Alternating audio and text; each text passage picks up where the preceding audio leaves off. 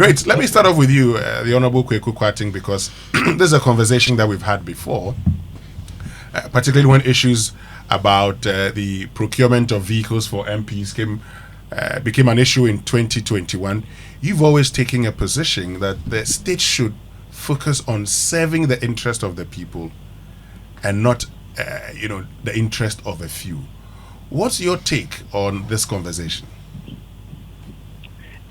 Well, thank you. To start with, I think the discussion about incentives for the political elite and the poor leadership, I think we provide, which is leading this country to what I see clearly as a gloomy future, is coming from a broader, unfortunate mindset within the general Ghanaian population. I think our society is becoming more and more selfish, and each wanting to live at the expense of the other person. And so when you are in a position to appropriate everything for yourself, you do so. That appears to be a culture that is getting worse and worse within the broader Ghanaian population. And our leaders are reflecting this in leadership. I would make a point why it is in the interest of the political class to fix this problem. It's in our own interest and that of the country to fix this problem. But before I do that, and I'll do that briefly, if you have a population where, as I have indicated, it's a dog-eat-dog, and you have leaders that reflect that in political leadership, it is magnified at that level because in political leadership, you are handling bigger resources. And so the petty thief or the small corruption by that teacher in that primary school may be overlooked, but once that teacher is elected into political office and will reflect that, then you see what we are talking about. I am very clear, as you have indicated, that as politicians, we are providing the wrong kind of political leadership, and it is leading this country into danger, and that danger, we, the political elite, will be the biggest victims unless we change course. Now, I say that because the current situation is unsustainable. A country called Ghana visiting the IMF 17 times, we mismanage our resources, and you see all the wrong things we do, and the wrong expenditures we do. The resources are not even money we have generated. You borrowed resources. Now we'll get to a point where the citizens would no more take this. And that's the reason I presented my discussion in this way is to call for action. I mean, we could discuss elements of this, what you have started this morning about car loans. And look, if the mindset is wrong, we'll tweak things here and there, but fundamentally, we'll be doing the wrong things. There's a need for some radical change. A certain status quo that I keep saying must be confronted and disrupted. Otherwise, we're all heading for doom. This attitude by political leadership, in my view, is deepening the impression that our democracy is working for just a few, the political elite and the associates. And as we did the campaign, especially the last campaign, you visited places, especially the youth, and they look you in the face and say, "You people," and they say that with venom. And when you look at the outcome of the result, even in the strongholds of the opposition, it tells us clearly that Ghanaians generally are beginning to look upon their politicians with more negative attitude and posting an unstable future for our democracy.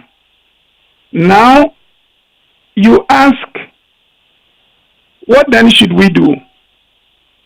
If I'm answering the question to wake up the politicians. If we continue along this path, our democracy won't survive. It won't survive. And what we're going to see is the replacement of our democracy by something that will be worse. Post 1992, it looked like we had no appetite for the Soja people. And at that point, if anybody had said that a time was going to come where Ghanaians could even contemplate military leadership, political leadership being better than the democracy we are having now, many would have doubted it. But today is the reality. I think in order that we the politicians would not suffer this, we must first lead by example. And once there is that awareness, and I know it has to be sparked off by politicians, the political class itself, we must lead by example and build an image of integrity.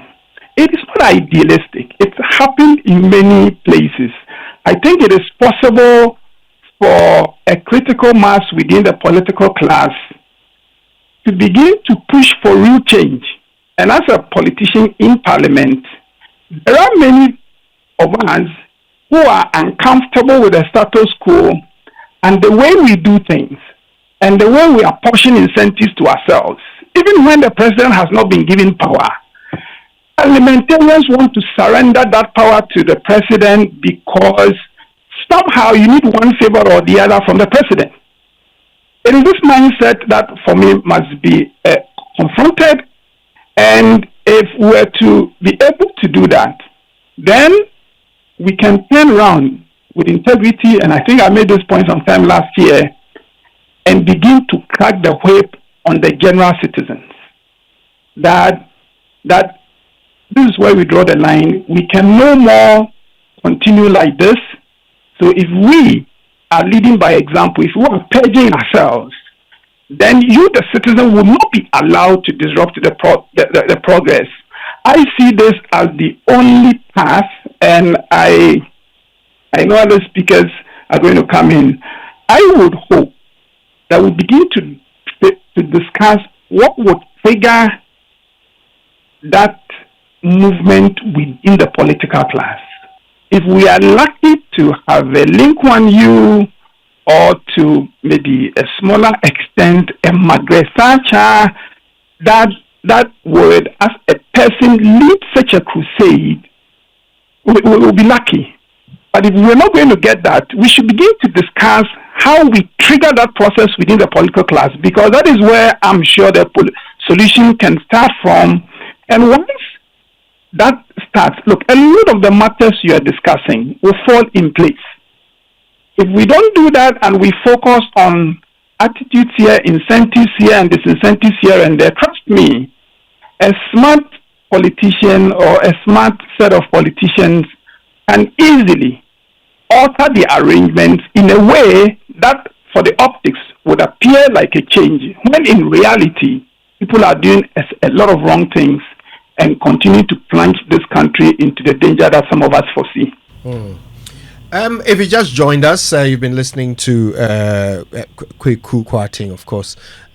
He's been sharing some of his well-known views about how the political elite have the wrong minds to leadership. Of course, this has all been sparked by a conversation about perks and incentives and benefits that go to public servants and political leaders like MPs and so forth. We also have Professor Bafo Ajimandria joining us on the line. He's a governance expert. Prof, thanks for your time. So the thinking behind paying public officers as well as we do in Ghana is that we don't want them to be tempted to dip their hands into the coffers. Is that sound reasoning? Can you pay someone to be honest? Thank you. I I don't think you can pay someone to achieve exactly just. First of all, how we develop up in terms of the family you come from, the experiences, the exposures that shape your own well-being. Prof, we have a bit of interference in the line. I wonder whether we could have you reposition yourself slightly and see if we get an improved line. Yeah. Okay. Let's see. Let's see how we go from now. Yeah. Do you hear me? We can hear you. Yes. And I have the feedback myself. I don't know what. Yeah, we can hear you. Please go ahead. Okay, good. So I was talking about how we all come to public service, the background with which we come to the service. What? Let me take off from what my good friend Kwaku Kwatin said. And I think he's made some very important, giving us a broad context of where we are. You see, whenever a people consume more than they produce, and whenever living generations leave behind less than they inherited, then you're going to have a serious problem. And what will make it worse is that in that situation, the political class has to reward themselves. So what you are facing is a country that is not productive, but we consume a lot.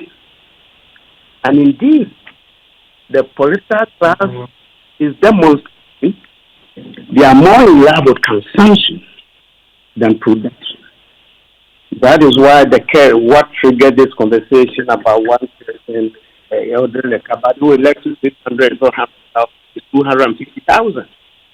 Okay, so we have a situation where we have poor economy, and people are not giving themselves the time to think through how we break through, so that all Kenyans, or at least most of them, can also be cushioned by rather the purpose of itself. So, if you look at the political system, you may find answers. And I think the over-concentration of power at the center of our political system is an issue we need to examine and do so very quickly to avoid the danger that party foresees. And I did tell his you see, when you have a political where you practice winner takes all, so your people sit, the opposition sit on the lines, 8 years they come in, and they will tell you probably they are hungry, is that? Then you know that there is something fundamentally wrong with our system. We have what we call a top-down democracy. And again, when people talk about Ghanaian success with democracy, it's not. We have been successful only because we conduct elections, of course. Occasionally there's violence, by and large, successful, and we change government. And I remember some time ago, I made a point that I personally see the difference between the two dominant. I was at we are different. They are different when they are teaching. They are the same. That's exactly what it is. Okay? So we have to consider changing the political system to limit the extent to which those at the center can operate to themselves. The real productivity, the real product in terms of the benefits of the narrative. You take the parliamentary as you've been talking about. Besides the common fund that they have 5% share from their profit, which they don't account for. And somebody was saying Parliament check balances, have to take accountability. They don't check. They are paid, and yet to perform their duty as parliamentarians in sitting on committees, they take a lot sitting. And rest, we know that they are ordered some projects and provision about cares of that. It's a free money they give to themselves. Then on top of that, a ruling party will appoint the president who involved. And here is another case of a serious conflict of interest. You are in an institution oversight, state agency, and you become member of the board of those agencies. How do you effectively provide that? And nobody is present there. So if you are participating, you are the finance committee, and they put you on the board of management, how do you check that? Then, of course, they have the privilege of taking loans as end of it, the 40%. So, you see, it's become more of self rather than public service. So, I think we need a radical, and I think that what we're starting with the two is true. After barometer over the past year, I indicated rising support for military and the for democracy. Nobody is arguing that that's the way we should go, but we're arguing that we need to take steps to avoid that possibility. Okay? And for me, the current in Burkina Faso, whether we like it or not, is inspired a lot of African people and beyond. Okay? It's inspired a lot of people. So if we want to maintain that, then we have a job to convince our people that this, in fact, the path we need to. But now with this kind of behavior, that elite seem to be displayed. Right. You know, if you just joined us, we're talking to Kweku Kwarteng and Professor Bafo Ajimandia. We're talking about leadership and the attitude of leaders and whether or not we're helping by insulating them from the problems we require them to solve. The conversation is definitely about governance. It's about leadership, and it's about the attitudes of our leaders and how we can actually reverse them to get them to be public-minded, right? To put public interest in front of public service in front of private interest. Okay, we're going back to the conversation, and Mr. Kweku Kwarteng, you make this point about what it will take to turn things around, and your suggestion is that it must start from the top. We need a leader who is transformational in attitude and nature and in deed, not just words, who will then have a trickle-down effect on the rest of leadership. Question is, where on earth will we find such a leader when we still have a winner-takes-all system that puts in place governments and leaders who owe such huge debts to those who kept them afloat while they were in opposition? How can a transformational leader emerge from such a system? Well, in theory, I would say that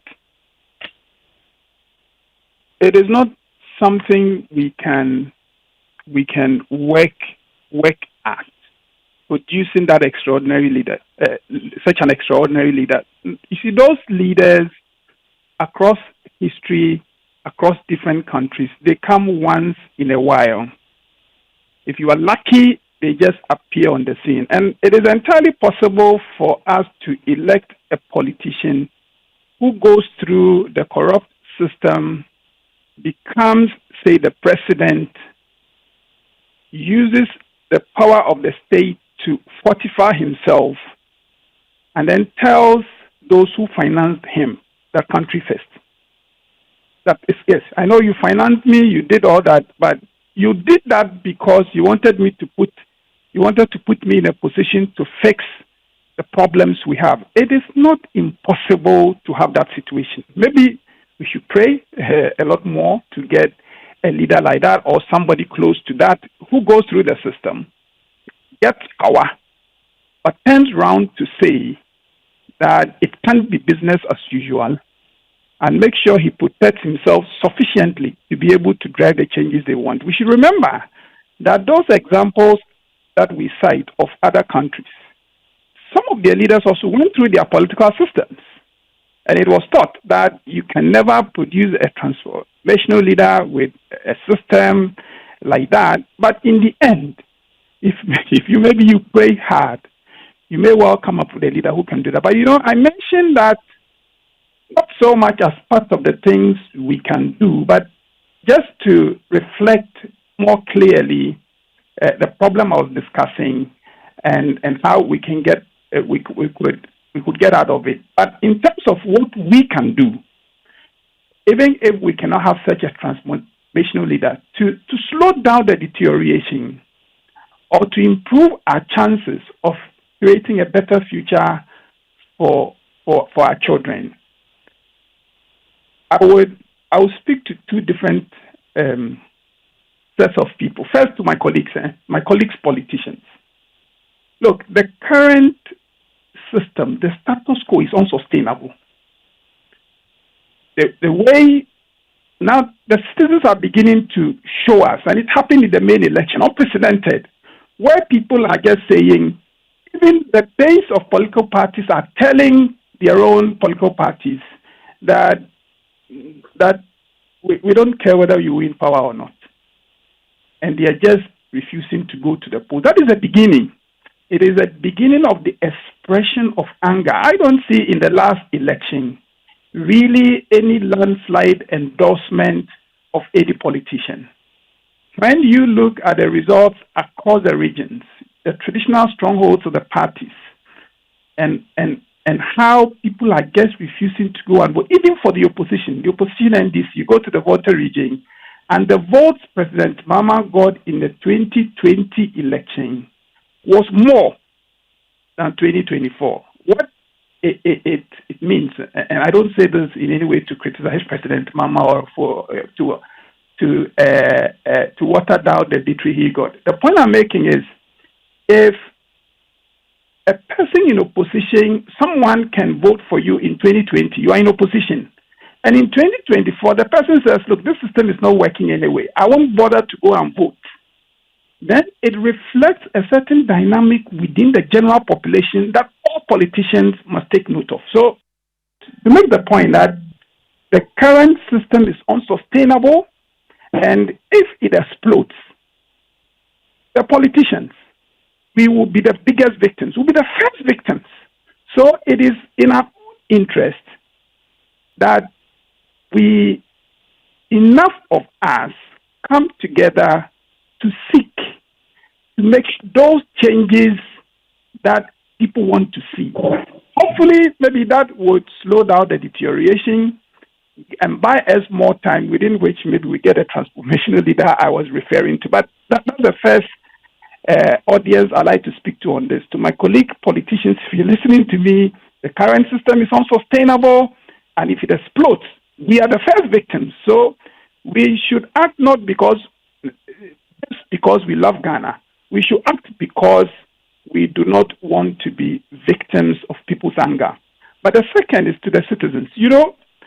I think people get the leadership they deserve. All right? If we are getting all these generations of politicians after the other, and they are all the same behavior, irrespective of the political parties, the same is behavior. You elect people into office a couple of months and you begin to hear very unfavorable stories. And let me should tell you, you should be asking yourself as a citizen that how come that as a people over decades, these are the only kinds of people we produce.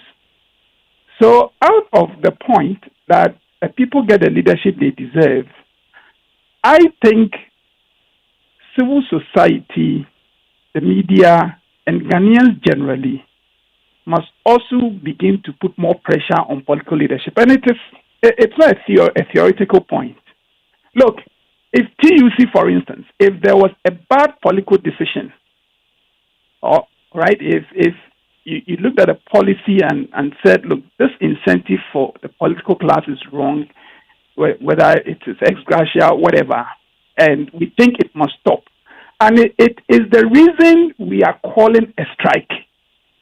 It is not that we want more salary. We just want to secure the future of our children. And so we are calling a strike until you change these political decisions. Why can we not have that kind of civil society? Why do we just assume that people are so powerful that no matter what we do, that is how it would be? As soon as a people begin to think like that, then they deserve the leadership they get.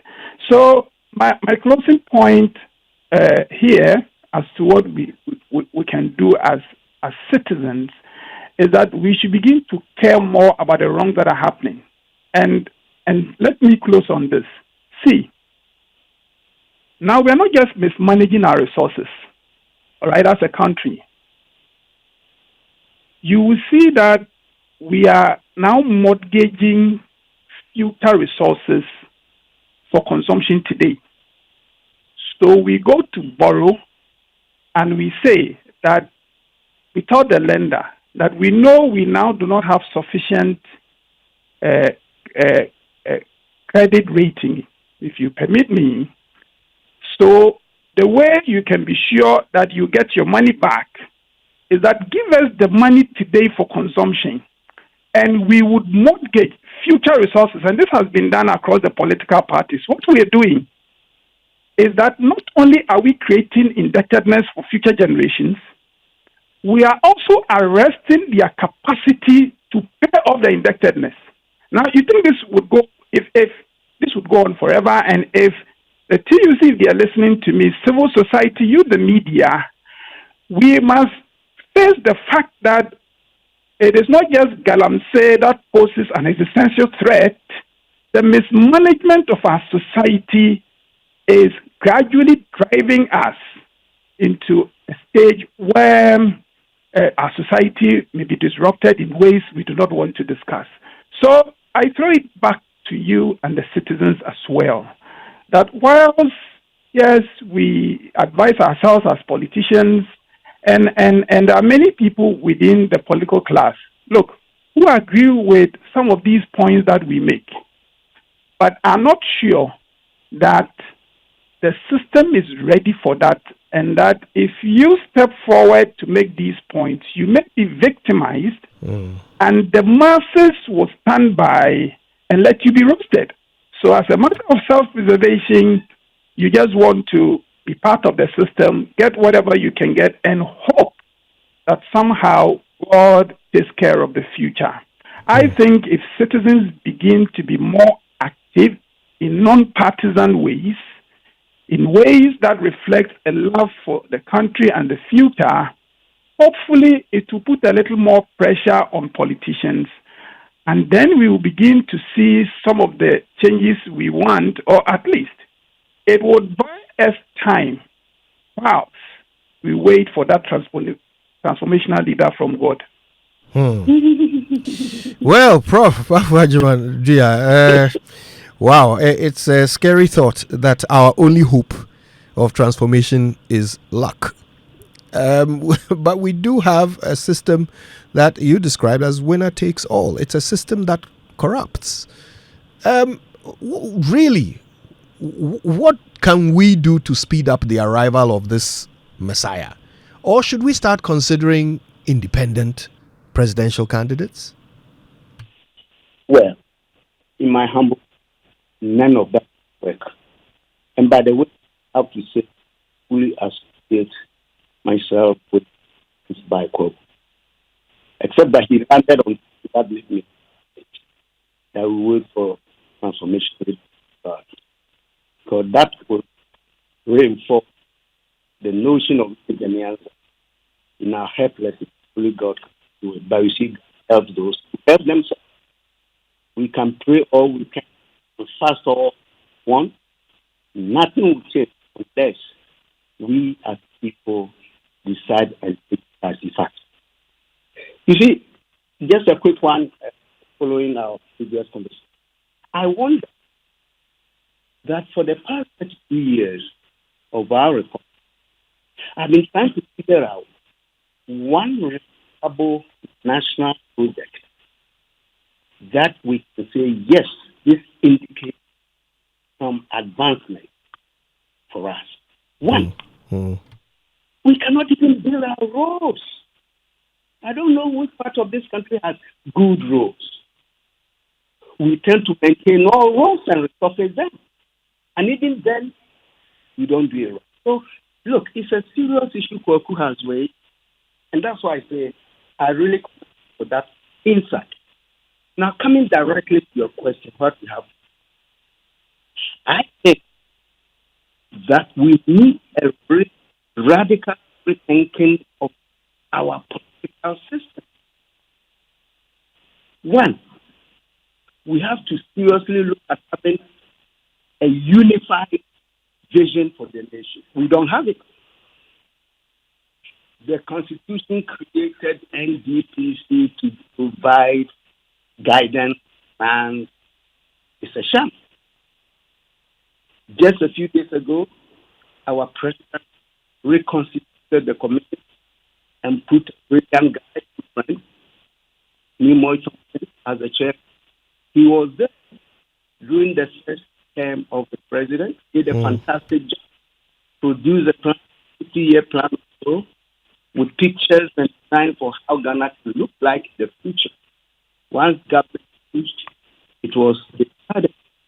So I don't know, no matter how the new work this time, and if the government changes, whether it is relevant. So in other words, I'm saying that we don't have a unified system. And you can only have a unified system if we abandon the, let's say, this winner takes all, divisive system that we have. Once you are in power, all the opposition does is to hold press conferences and destroy you, even if you are doing good, and vice versa. That's why we have developed the pull-in down thing about our politics. So we need unified. Then we should also consider longevity. Once we have that vision, there must be a longevity issue that we need to address. Should governments come in 4 years and go, 8 years and go, wherever? And I'm saying, because if you look at all the countries we like to cite as examples, as models that we want to learn from, Singapore, Malaysia, South Korea, and a few others, you notice that in and even China, there's a longevity aspect of their development. So we have a unified plan, unified vision, a national development, and for 20 years, consistently, we worked at it. It didn't just fall from the heavens. People planned and worked at it. And the template is what you all know. Integrity that comes with the leadership of that unified system that we think we should have. Because then brings in the discipline. If you look at Singapore, Malaysia, or all the Western, a minister of transport or so in Singapore was put on trial. You see, so this divisiveness is not taking us anywhere. So frankly, very blunt, we need to agree to have a union government for the next 20, 30 years. Otherwise, the political elite will be playing this game with this country, who will be dead and gone, and nothing will happen. Kwaku Kwati makes an effort. The next generation, we are consuming their future. And he said it right. I've made that point before.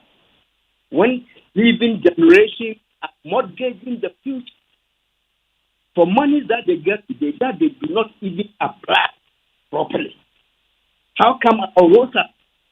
How come our cities are like? How come our schools are like this? And yet you go and borrow all of it. Where does the money go? In addition to the revenue that you collect every year. You see, so for me, if we want a real change, we need to shift away from this divisiveness, this unbridled rivalry. So the two parties are the same. They are all corrupt. They all rape the country. And until we change the system, the future seriously looks bleak. Whew. Well, that's a thought-provoking note to end our conversation, but I want to say a big thank you to our two guests. Professor Bafo Ajimani. Please, before you go, there's just one small point I want to make. Right. We have 30 seconds. Yeah. Quickly, sure. This transformational leader, if we are to get it, for me, it will be the shortcut to development. Namely, you just get it and you can be sure that they will put in place the things we need to do to get the problems fixed. So I don't propose that as what we have to do to fix our problem. You cannot just wait and hope that comes. The things we can practically do are the 2 points I mentioned, and I reiterate them in order that my point will not be misunderstood. So yes, if we get transformational leader, that's good, and that will be shortcut. But whilst we haven't got that, I have made a point that the political class must understand that we are an endangered species if the status quo continues and that the current system is unsustainable. And then two, I think the citizens must be more sensitive to the wrongs that the political elite does and begin to put more pressure so that hopefully it will increase the internal conversation within the political class that we need to start making changes. Right.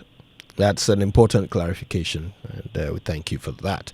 We thank you also for your time this morning. Kweku Kwarteng is the Honourable Member of Parliament for Obuasi West. He's also the Chairman of the Budget Committee of Parliament. You also heard from Professor Bafo Ajimani, who is a governance expert.